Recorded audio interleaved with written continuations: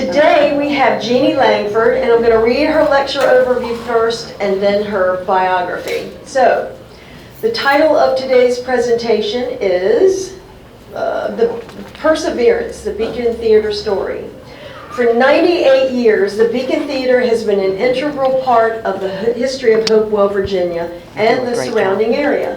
The presentation will cover its construction and rebirth as an entertainment venue. I think they knew you were in my class. That's why they ephemera available to view. Okay, so we all know Jeanie, but those of you who don't, Jeanie is the backbone of the library and Weston Manor, and she is always such a wonderful help, and she helped my mom, and thank you. Yes, Jeanie deserves a huge round of applause. She's always there to lend a hand, and for that I'm extremely grateful, Jeanie. Okay, Jeanie Lenore Langford was born in Narrows, Virginia, and has lived in Hopewell, Virginia since the age of 3. She graduated from Hopewell High School and attended the College of William and Mary, where she focused her studies on history. Ms. Langford is employed by the Appomattox Regional Library System, which serves the city of Hopewell and the counties of Prince George and Dinwiddie. She is the assistant librarian and archivist for the Ann K. and Preston H. Leake Local Library and Genealogy Room, located in the headquarters building of the Appomattox Regional Library System. Ms. Langford is certified in museum management, having graduated on March 11, 2013 from the Virginia Museum Association's program. She is now pursuing an advanced certification. So Jeanie, welcome. Thank you.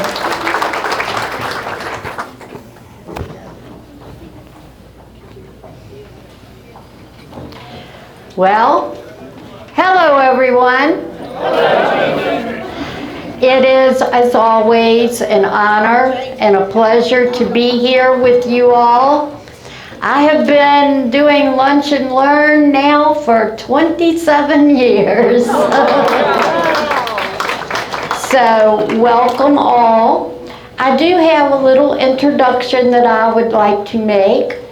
Our Chris retired, Chris Wiegard. So I would like you to all meet our new Assistant Director, Mr. Will Wade.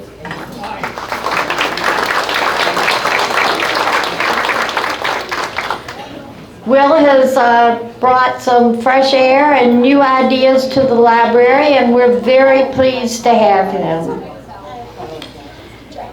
The Beacon, 98 years old. In 2 years it will be 100 years old. And it truly is the story of perseverance. Uh-oh. It might help if I turned it on.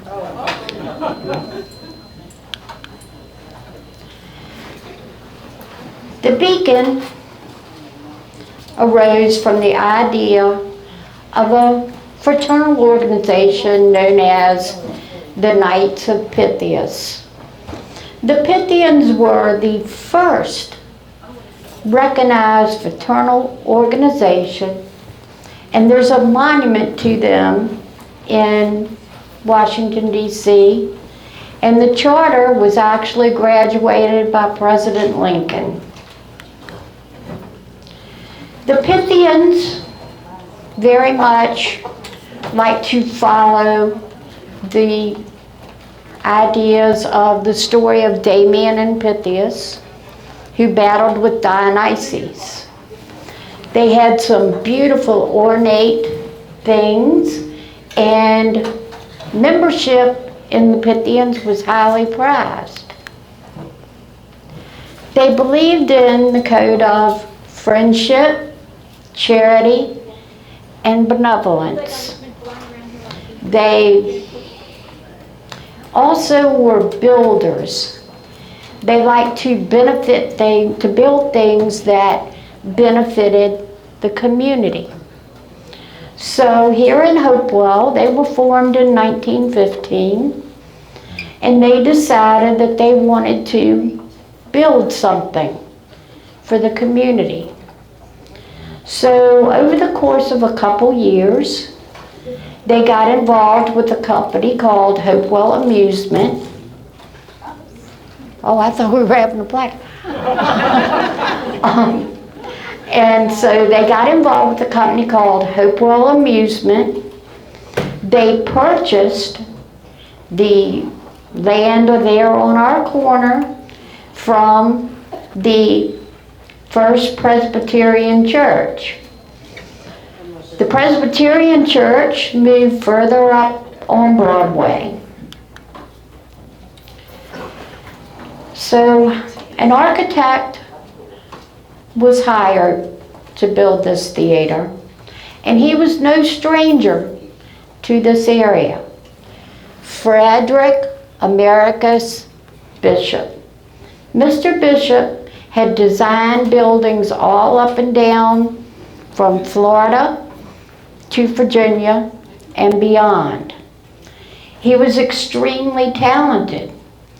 He had already designed the new courthouse, the high school, the elder building, and later on, a little later on, he would design our fire station.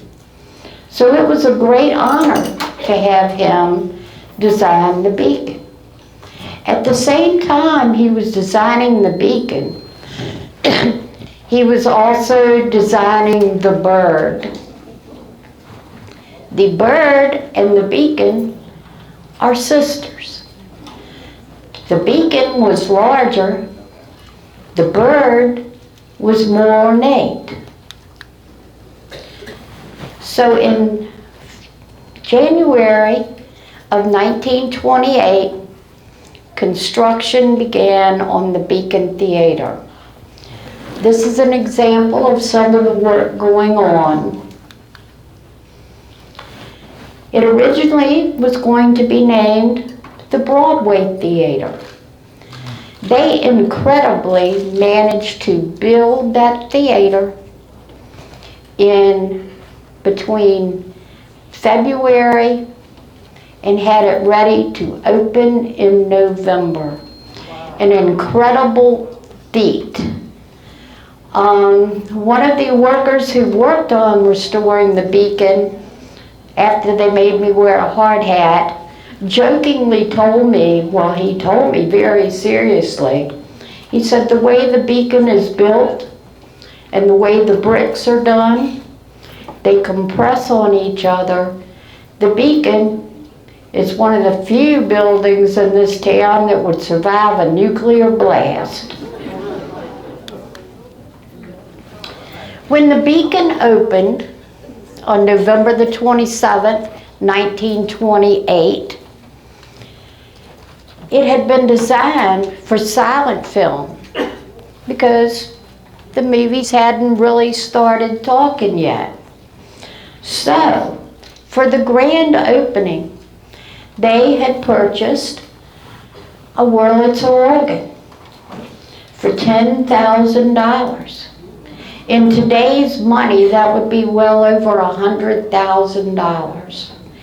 They also had a 10-piece orchestra that played during all the movies.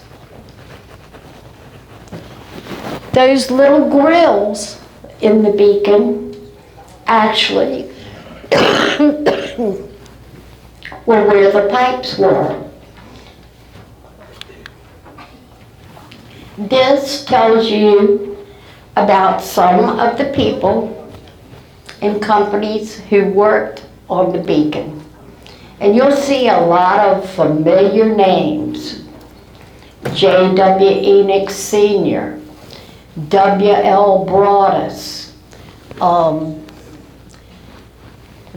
Prince George Plumbing, E.H. Saunders. So the basic work for the beacon, including all the plaster and ornate things, were all done by local companies.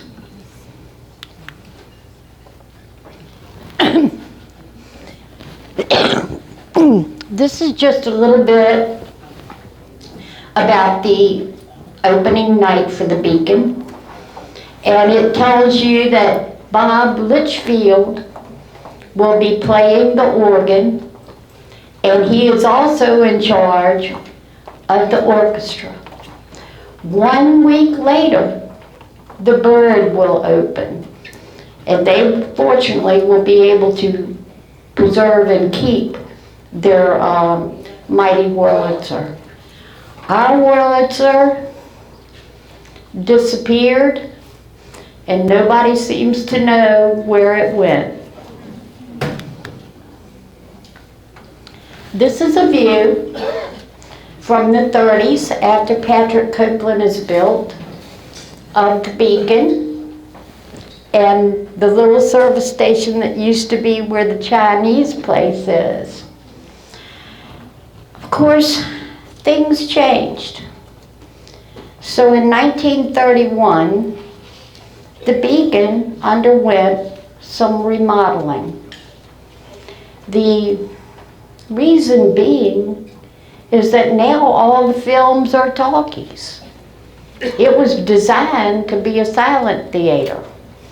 So it traded hands, and during that time, it got air conditioning and carpet. And the design was so perfect. The way the theater is designed is to act like a human ear. So the sound travels without a lot of amplification all over the building. This is another picture of the beacon with the beacon sign. The Broadway sign was taken down, and they purchased the big beacon sign. So, vaudeville was still very popular, and the beacon got a great opportunity. Sally Rand was appearing at the mosque, and they contacted her people, and she agreed to come to Hopewell to perform 5 shows. At that time, the beacon seated over 1,200 people.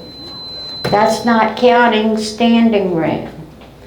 So Sally, straight off her appearances at the Chicago World's Fair, came to Hopewell. Well, she did 5 shows. Every single one of them was sold out. Wow. It brought in a total of almost 8,000 people to the shows of the famous fan dancer, bubble dancer, ostrich feathers.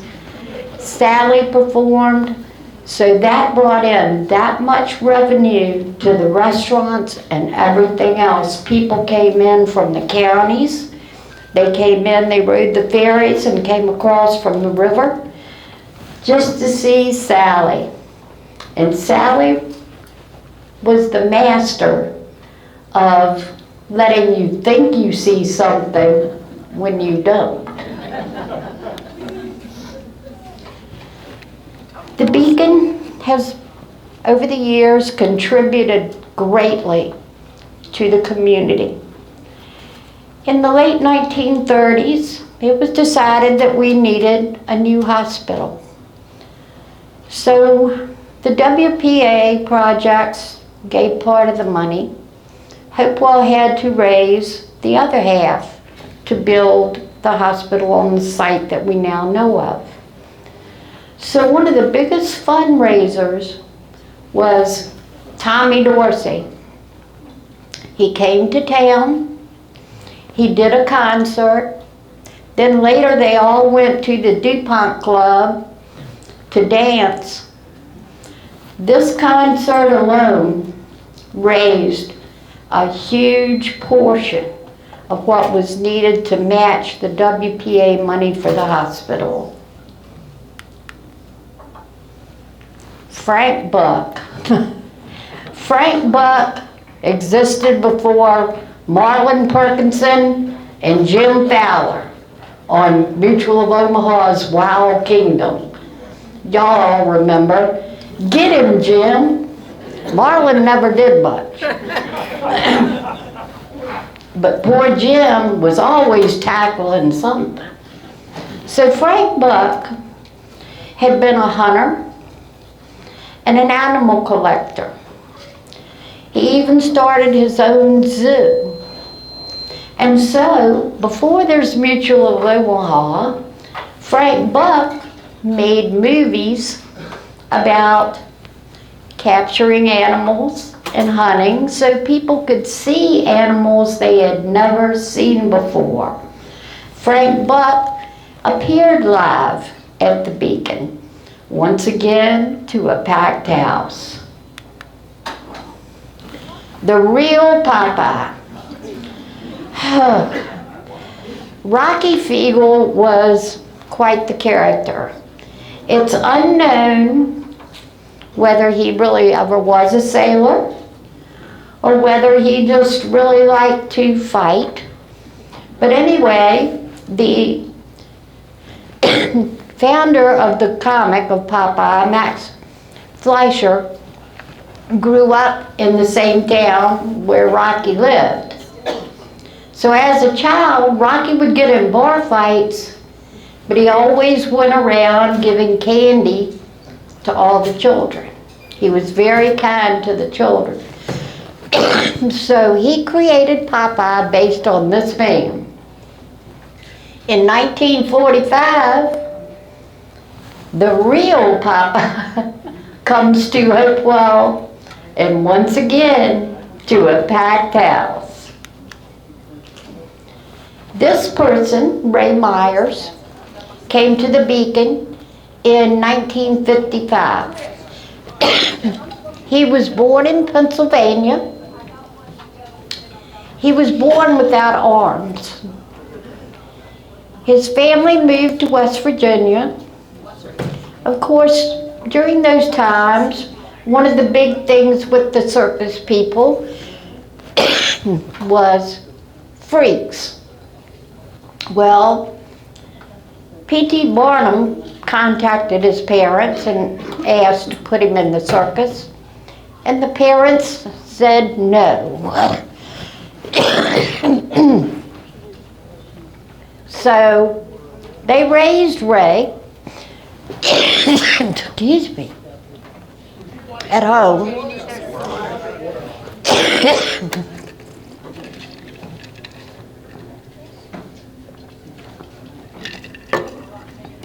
Thank you. So they raised Ray at home. Ray was in the Boy Scouts. Anything that we can do with our hands, he could do with his feet. He learned to play the steel guitar. He drove his own car. He toured the country. He married and had 2 children and wrote several books about his experiences. The mighty Lash LaRue was on stage at the Beacon, the master of the bullwhip, to a sold-out crowd, and he also brought his horse to the Beacon. Lash LaRue trained Harrison Ford to use the bullwhip in the Indiana Jones movies. And last of the live appearances, Sailor Bob. How many of you remember Sailor Bob? Sailor Bob was the best thing ever, right after Captain Kangaroo. Sailor Bob Griggs, made many appearances here in Hopewell. He was Grand Marshal several times of the parades.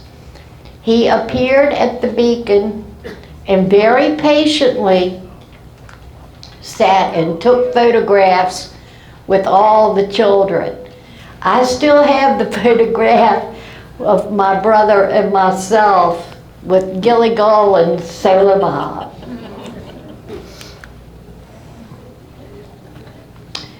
Throughout the 20s, 30s, and 40s, the Beacon was showing movies. What was unusual about the Beacon is, unlike many theaters who closed at 9 or 10 o'clock, the Beacon more or less stayed open around the clock. The reason being, of course, what was Hopewell full of? Shift workers. So for shift workers, 8 o'clock in the morning, graveyard, is 5 o'clock in the afternoon. For a person working 4 to 12, 12 o'clock is 5 o'clock somewhere. So the Beacon showed movies pretty much around the clock. Saturday mornings belonged to the children because cartoons and educational programs. I was fortunate enough for the library to be gifted a collection. And in this collection were all these, and there's more, cards. The Beacon, the stars, would hand out these cards, and if you came to the movie, you could get the card of your favorite star. Some of them still have some lipstick on them from Little Kisses. Clark Gable, Shirley Temple, Spencer Tracy, all had their little cards that they left at the various theaters. Joseph Cotton. Joseph Cotton was from Petersburg. And his favorite aunt lived here in Hopewell, Mrs. Fred Hummel. Mrs. Hummel was the first woman in the state of Virginia to become a licensed pilot for both planes that landed on the ground and seaplanes. Joseph Cotton and her husband owned the paper mill, which was then Hummel Ross. Joseph Cotton spent a lot of time as a child here in Hopewell.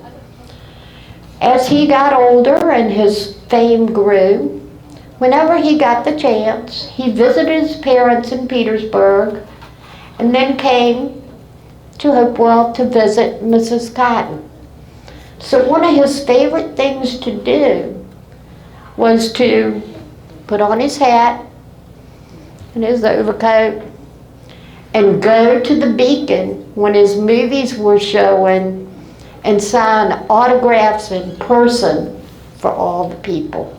He did that several times.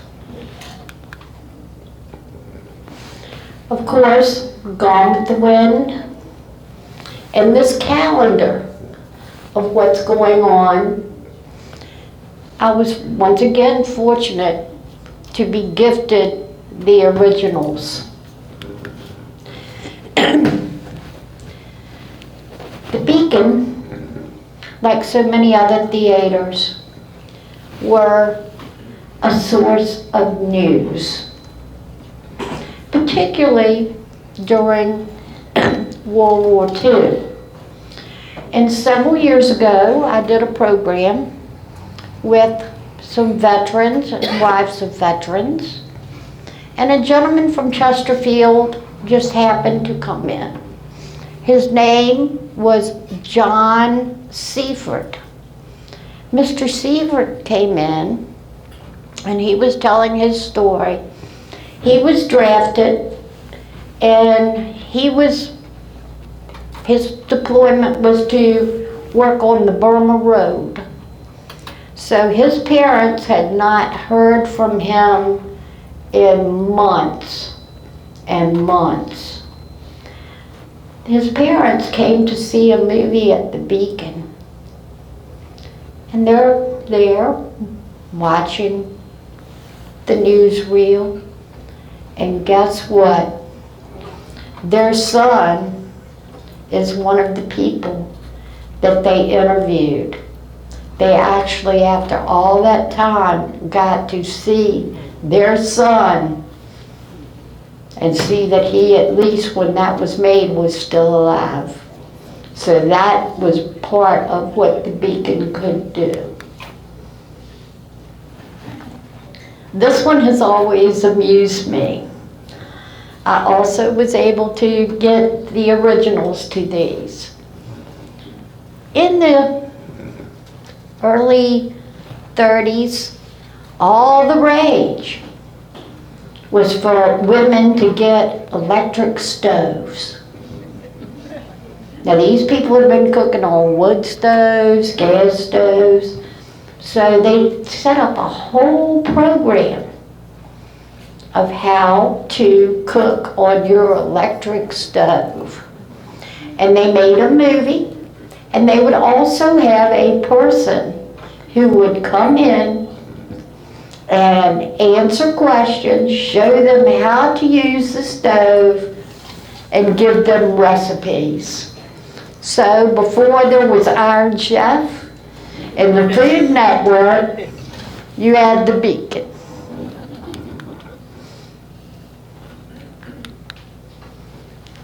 Of course, many of us remember from our childhood where we first got to see movies in color, even before we got the color TV at home.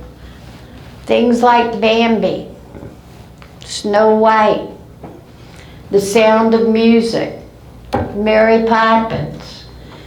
We were allowed to go to the Beacon without anybody having to worry, sit and watch these things, and then our parents would come and get us. I actually had my first date with the little boy across the street when I was 8 years old at the Beacon.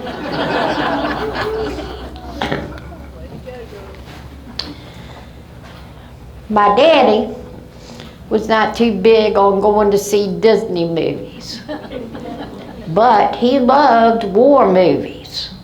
So as little children, Daddy would load everybody up and we'd go to the Beacon. And yes, when you are 6 years old, that was the longest time. That movie went on forever. Then there was the Green Berets. Now, of course, The Great Escape was never boring. And everybody, even if you were little, was in love with Steve McQueen. One of my favorite memories from my childhood was, of course, reading Marguerite Henry books, because I loved horses. I could, even as a baby, could name all different types. And I remember vividly the Ash Wednesday storm of 1962. It rained here, the wind blew. Everybody was in a panic because Chincoteague Island and Assateague are only 3 feet above sea level. The waves were huge. I can remember the weather was so crazy. That was the first time I ever saw seagulls here in Hopewell. The wind had driven them in. 145 ponies perished. So Misty's foal, Stormy, had been born in the Beebe family kitchen. Misty and Stormy traveled around making personal appearances at theaters to raise money to help buy back ponies and also help the people of Chincoteague. She did not come to the Beacon, she came to the Bird. But for that appearances, the Beacon had free admission.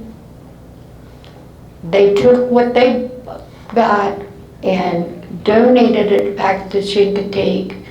They also had barrels where you could place money for donations, and there were barrels all around the city. There had been a contest, a nationwide contest, to name Misty's foal. So Chuck Frederickson, who was in the 7th grade at DuPont, entered the contest. He came up with the name Chinky of BB Ranch. Well, it did not win the national competition. However, it did win the regional competition here in this area. So I remember this. DuPont School, elementary school, got autographed copies of all of Marguerite Henry's books as a prize for his submission.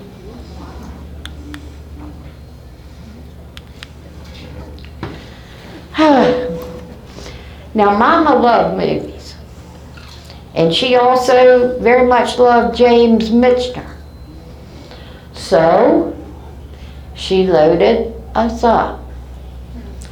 Mom, I never misbehaved too much, but my little brother always had ants in his pants.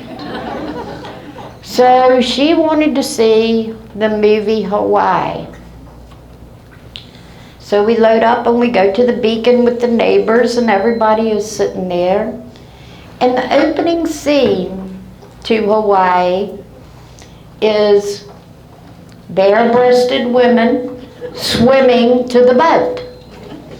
Well, Mama is just steady traumatized and peeping over at my brother. He was just sitting there. So the movie went on and on. So after the movie was over, we're going down the hallway at the Beacon, and my mama stops and says, "Son, what did you learn from the movie?"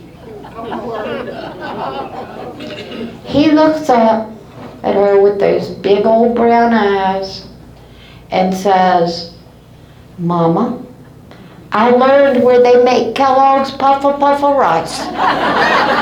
Mama was like,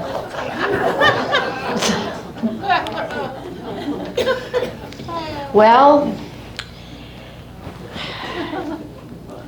the age came along where the Beacon changed hands again. And the new owner lived in Northern Virginia. So you have to make money. So he decided that we would do some X-rated shows. He had tried on Saturdays to have admissions to Disney films and everything, but he was losing money, where by showing certain films, he could make $800 a night. The first one of those was I Am Curious Yellow, and it terribly upset the citizens of Hopewell. So they loaded up, including my family, Mom and Dad, and they all went down to protest in front of the Beacon. Well, it continued because he was making money. They continued to play. Well, certain Homer Latties and some of the other attorneys got together, and the film was confiscated. It went over to the police station, where the judge and over time and the policeman would decide how really pornographic this is. So the Beacon did agree to take the names of the movies off the marquee. They just put on adult shows tonight.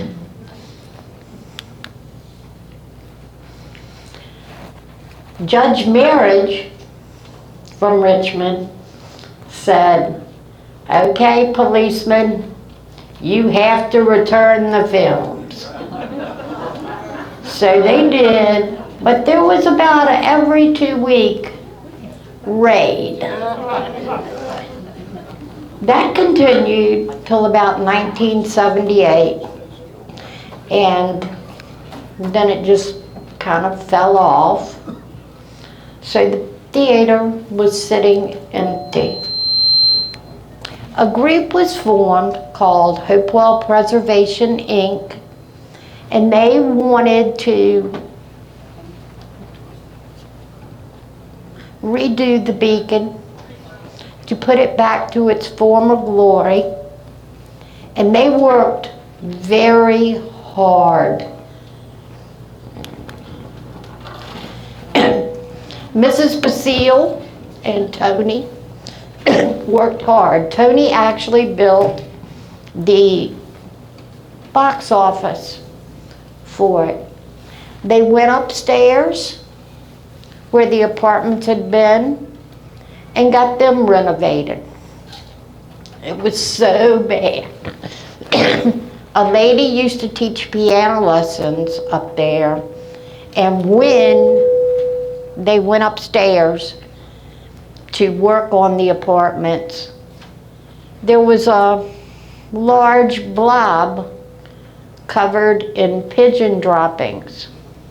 It was Mrs. Smith's piano. They worked and they worked and they worked, but the theater began to deteriorate. The old projectors had been sealed in when they did some revamping.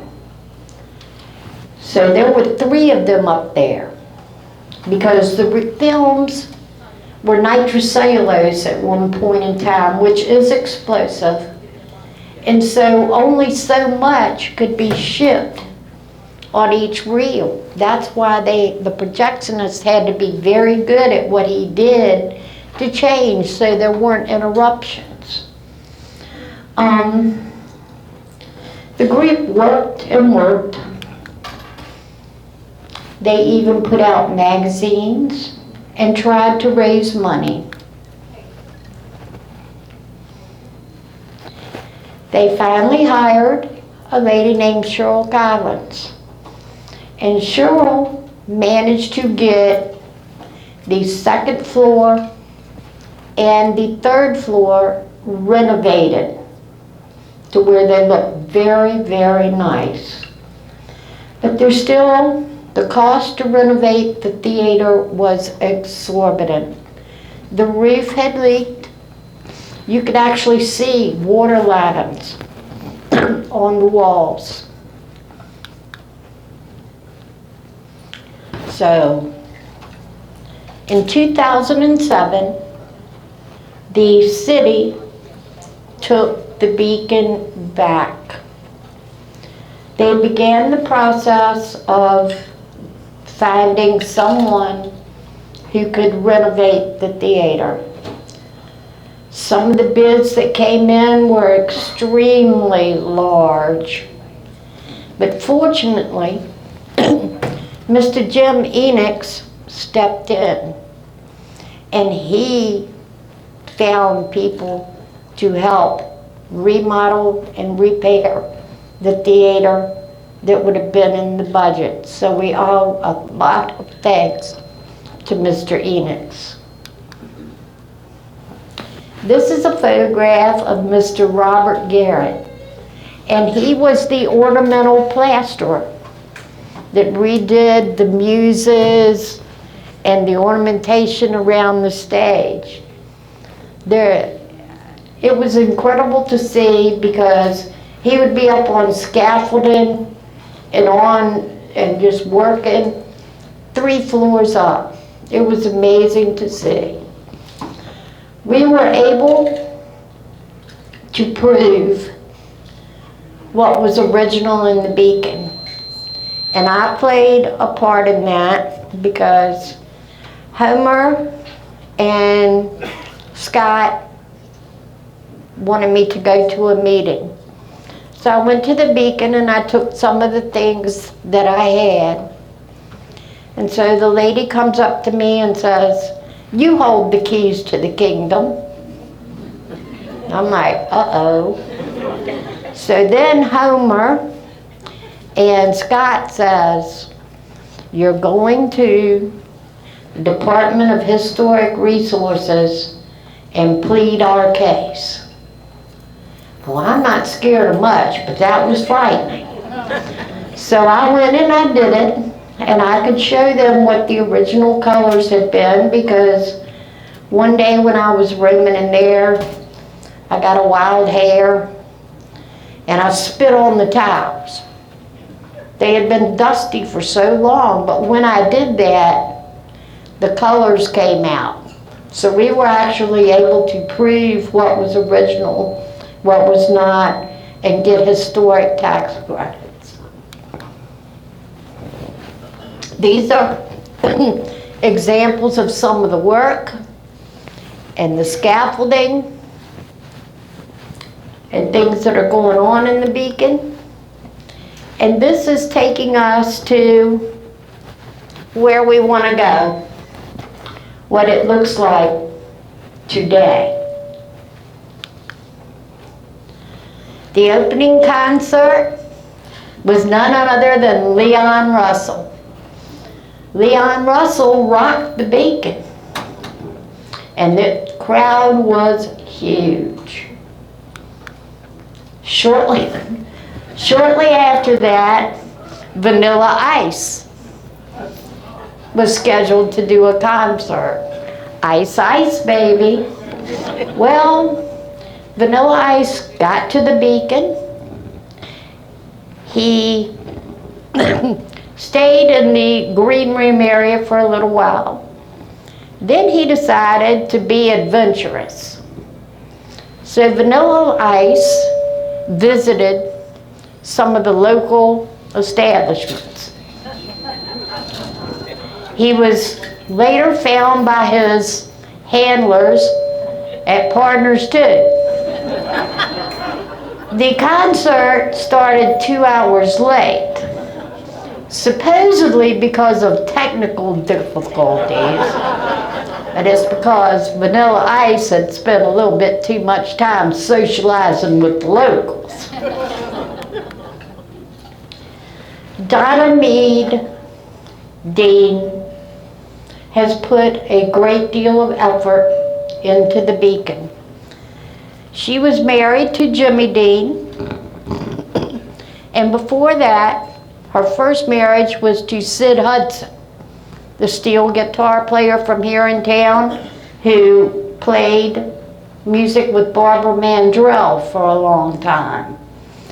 She went to Nashville, became a star in her own right, but she has spent a lot of time and some money on resurrecting the Old Dominion barn dance.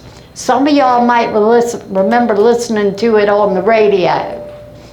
So the Old Dominion barn dance comes in to the beacon a couple of times a year.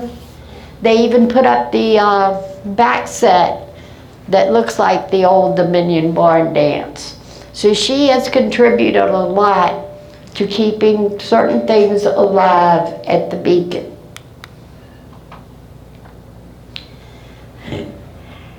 The movie Imperium was filmed here in Hopewell, which starred Harry Potter.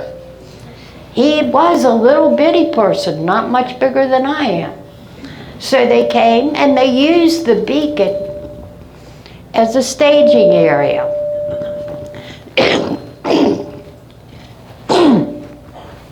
So there were people all over the place roaming around, and it went well. So they decided they would have the world premiere at the Beacon. So a couple days before the premiere,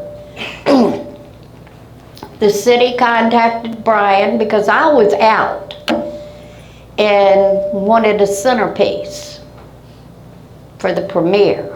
Well, I was out because I had Bell's palsy.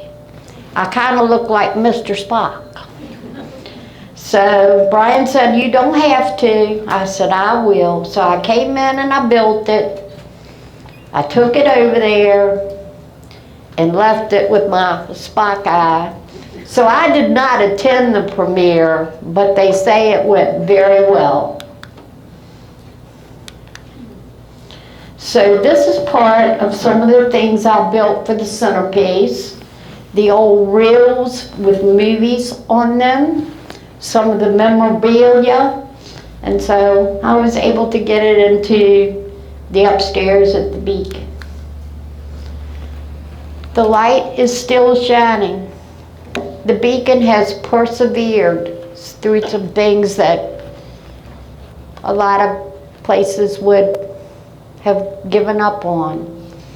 So I'd like to end with a quote that kind of suits the Beacon and suits the city of Hopewell. When the world says quit, hope says try it one more time. And that is the story of the Beacon, something we can all be proud of. And thank you so much.